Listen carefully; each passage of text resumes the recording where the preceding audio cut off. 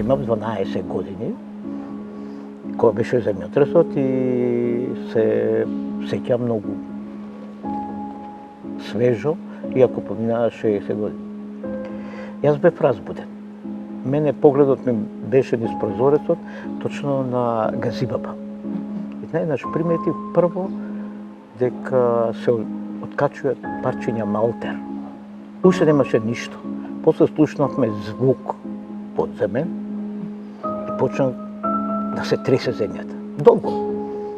Нашата куќа беше од старите куќи бондрук систем со греди.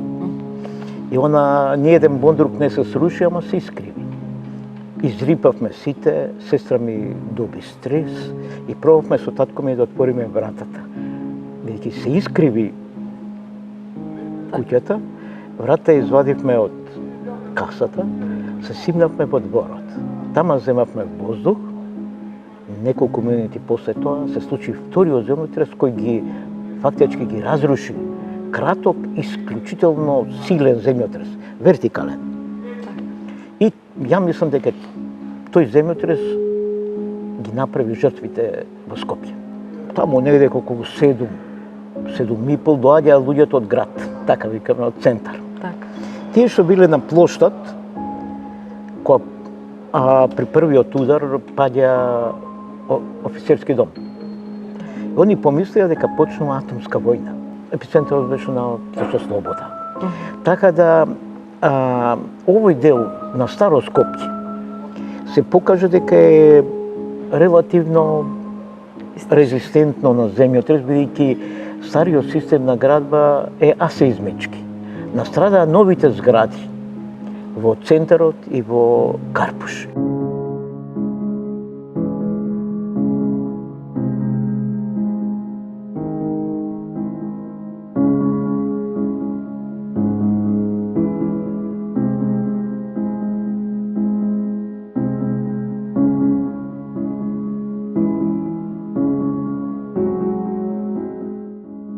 Како го не снемува нас директните сведоци на земјотресот, така и полека бледе насано. 60 години. Јас, кој ќе сетам, немаше 60 години во училиште од Илинденското востание, мислев дека беше одамна минато време. Така и за маите генерации, они не се свесни што е земјотресот. Скопскиот земјотрес, како за нас скопјани, како за македонците, така и за СФРЈ цела, беше наеднаш во еден момент отварање кон цел свет. И имам едно историско гледање на Скопје и историјата. Скопје историски гледано нон-стоп раснал, станал светски град и најнаш од имплозија се уништи. Од почетокот на оваа ера до денес. Вие треба да знаете дека Скупи бил еден од центрите на христијанството и во 4 век скупските епископи биле признаени во целата тогашна Римска империја. Тука доаѓале императори. Скопје е единствен град на Балканот кој има султанови џами или императорот Маноило Комнен ја подигал Свети Пантелеимон. Знаеш, тоа се царски задужбини. Скопје го планира да биде бајка.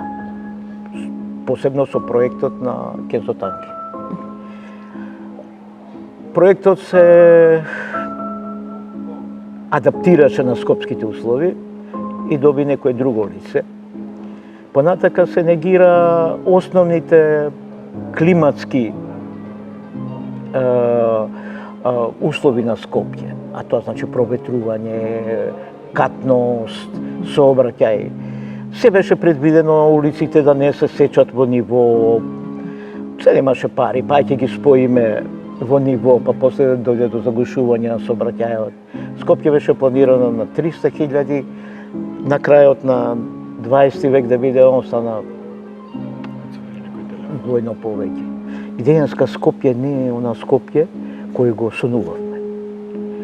Без разлика, со сите проблеми, со сите грешки, Скопје е наш град. И ние не можеме да не си го сакаме. Ни останува само да се бориме да биде подобар град.